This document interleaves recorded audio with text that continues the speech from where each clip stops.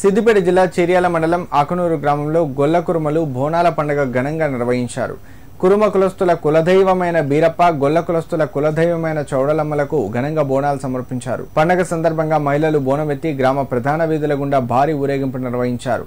బోనాల ఊరేగింపులో డప్పు చప్పులు, డోలు వాయిద్యాల నడుమ శివసత్తుల పూనకాలు, ఒగ్గు కళాకారుల విన్యాసాలు, యువకుల కేరింతలు చూపర్లను ఎంతగానో ఆకట్టుకున్నాయి. బీరప్ప, చౌడలమ్మకు స్వామికి భక్తి శ్రద్ధలతో భక్తులు పూజలు నిర్వహించి బోనాలు సమర్పించారు. బీరప్ప, చౌడలమ్మలు చల్లని చూపు ప్రజలందరిపై ఉండాలని గొల్ల కురుమలు ఆకాంక్షించారు.